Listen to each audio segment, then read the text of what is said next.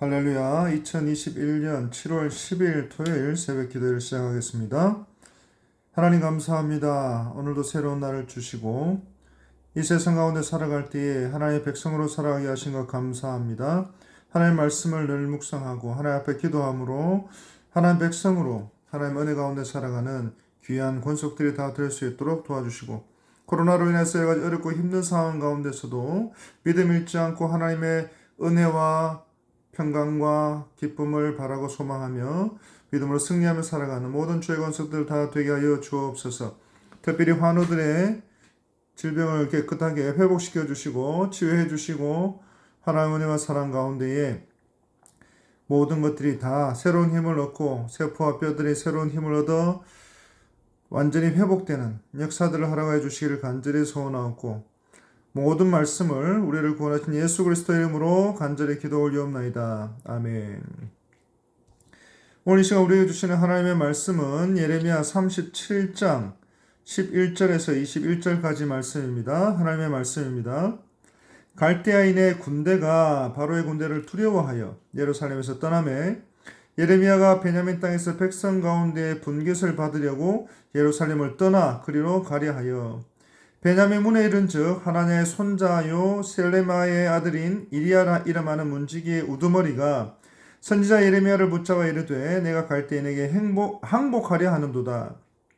예레미야가 이르되 거짓이다. 나는 갈대아인에게 항복하려 하지 아니하노라. 이리야가 듣지 아니하고 예레미야를 잡아 고관들에게로 끌어가매 고관들이 노여워하여 예레미야를 때려서 서기관 요나단의 집에 가두었으니 이는 그들이 이 집을 옥으로 삼았음이더라.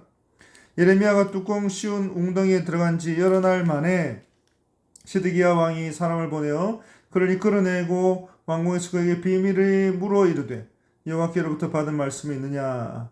예레미야가 대답하되 있나이다. 또 이르되 왕이 바벨론의 왕의 손에 넘겨지리이다.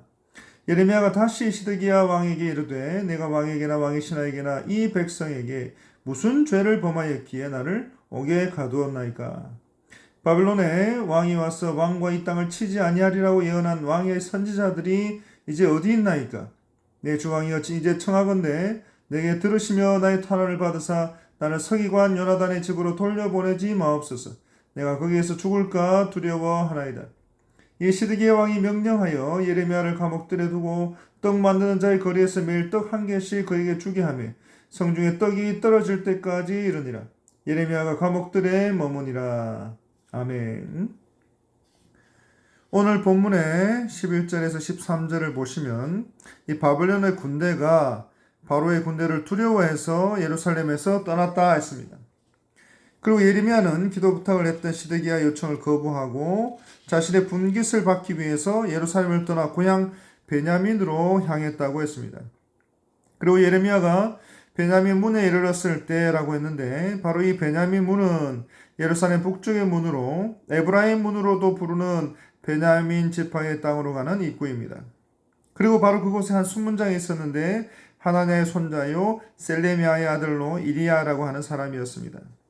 그런데 그 수문장의 이름을 이렇게 자세하게 이야기하는 것은 그 배경이 있다는 말인데요. 이리야는 바로 예레미야 28장에서 예레미야의 저주를 받고 죽은 거짓 선지자 하나냐의 손자였던 것입니다. 그래서 이 이리야는 예레미야에게 악한 감정을 가지고 있었고 그래서 평소에 예레미야가 바빌론에게 항복할 것을 촉구했었는데 이로 인해서 예레미야에게 대한 여론이 좋지 않은 것을 이용해서 첩자의 혐의를 씌워서 체포해버린 것입니다. 그리고 이리야가 예언자 예레미야를 붙잡고 말합니다. 내가 바벨론에게 투항하러 가는구나 라고 말입니다. 또 예레미야를 이렇게 말합니다. 바벨론에게 항복하려고 가는 것이 아니라 베냐민의 상속 재산을 물려받기 위해서 가는 길이다 라고 말입니다. 하지만 이 베냐민 문지기였던 이리야는 그 말을 듣지 않고 예레미야를 체포합니다. 그리고 예레미야를 고관들에게 끌어갑니다. 그러자 고관들은 크게 노여하면서 예레미야를 반역자로 부르고 때리고 그들이 옥으로 삼았던 서기관 요나단의 집에 가두어 버립니다. 이처럼 예레미야가 받은 바벨론의 첩자라고 하는 혐의는 예레미야가 평소에 남유다가 바벨론에 복종하는 것이 하나님의 뜻이라고 선포한 것을 곱지 않은 눈으로 지켜보던 자들의 음모였던 것입니다. 예레미야는 남유다의 죄를 책망하고 그들의 죄에 대한 회개를 촉구한 것이었지만 죄를 돌아보고 회개하지 않고 심판에 대한 예언의 말씀에 그만 귀를 닫아버린 것입니다. 그리고 그들의 죄 때문이 아니라 예레미야가 전한 심판의 메시지 때문에 유다가 망하는 것처럼 생각을 했던 것입니다. 사랑하는 성도 여러분, 어제도 말씀을 드렸던 것처럼 어리석은 사람들은 현상만 보고 본질은 보지를 못합니다. 그들의 심판에 대한 예언의 말씀을 그들은 그들의 귀에 듣기 싫어했고 또 말씀의 본질을 깨닫지 못한 채 바로 그 말씀을 전한 자를 핍박했습니다. 또 서기관 요나단의 관제에 마련한 구치소에 예레미야를 감금하고 또 투옥시킵니다. 그리고 그때는 그들이 바로 감옥으로 사용되었기 때문에 그렇습니다. 그리고 16절에서 21절은 시드기야와 예레미야가 직접 처음 대면한 사실에 대해서 말씀하고 있습니다. 그리고 예레미야는 이 관저 감옥 중에서도 지하 감옥인 뚜껑에 씌운 웅덩이에 오랫동안 갇히게 됩니다. 그리고 하루는 시드기야가 사람을 보내서 예레미야를 왕궁으로 데려와서 은밀하게 묻습니다. 그리고 시드기야는 예레미야가 하나님이 보내신 선지자인 것을 알고 있었던 것입니다. 그리고 시드기야는 예레미야를 통해서 하나님의 뜻을 알고 싶었던 것입니다. 그리고 시드기야가 예레미야를 불러서 하나님의 뜻을 묻자 예레미야는 예루살렘이 멸망하게 될 것을 거듭 반복해서 분명하게 예언한 것입니다. 17절 하반절 또 이르되 왕이 바벨론의 왕의 손에 넘겨지리이다. 예레미야는 시드기야가 바벨론의 왕의 손에 넘겨지게 될 것이라고 이야기했습니다. 그러면서 18절과 19절에 보시면 예레미야는 왕이나 신하들이나 백성들에게 내가 무슨 죄를 지어서 옥에 가두었는지 묻습니다. 그리고 바벨론이 남유다를 치러 오지 않을 거라 예언하던 그 왕의 선지자들은 지금 과연 어디에 있느냐라고 되묻습니다.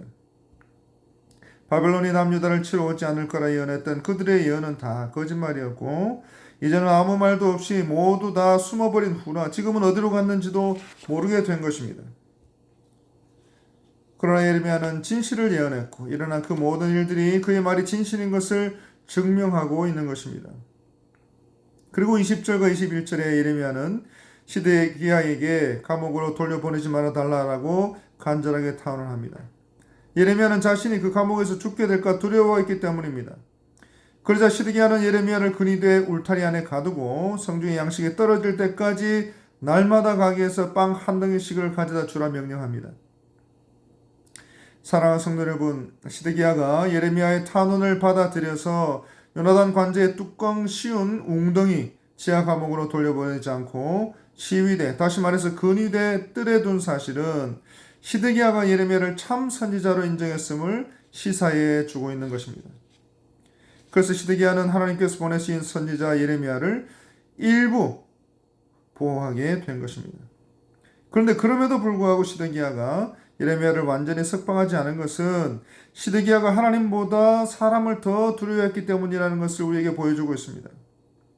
결국 시드기야는 예레미야를 통해서 말씀하신 하나님의 뜻을 듣게 되었고 또 그 뜻에 따라 하나님께서 무엇을 원하시는지를 알게 되었지만 시드기야는 회개하지 않았습니다.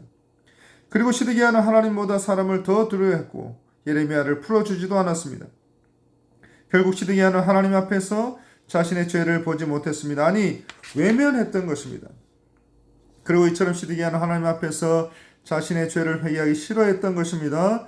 그리고 시드기야의 마음에는 세상에 대한 욕심과 함께 하나님에 대한 교만한 마음이 벌써 강하게 자리를 잡고 있었던 것입니다. 이제 말씀을 맺겠습니다.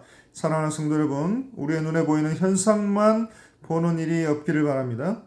우리의 눈에 보이는 현상만이 아니라 그 현상에 깊이 뿌리를 두고 있는 그 본질을 바라볼 수 있기를 바랍니다. 그리고 그 본질이라고 하는 것은 하나님과 우리의 관계를 말하는 것입니다.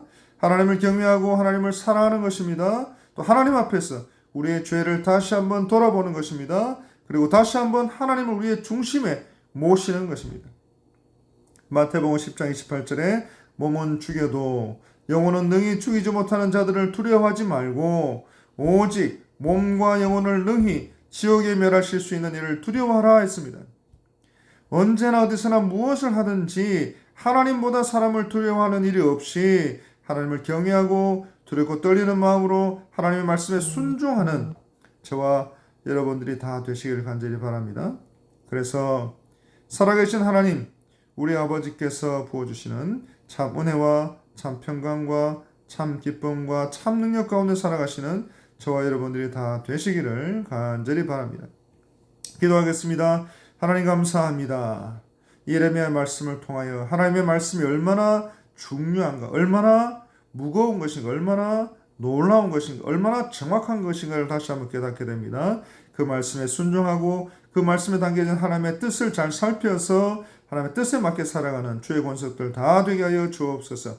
이 모든 말씀 우리를 구원하신 예수 그리스도의 이름으로 간절히 기도 올리옵나이다. 아멘. 이제 우리 함께 기도하실 때에 교회를 위해서 기도해 주시기 바랍니다.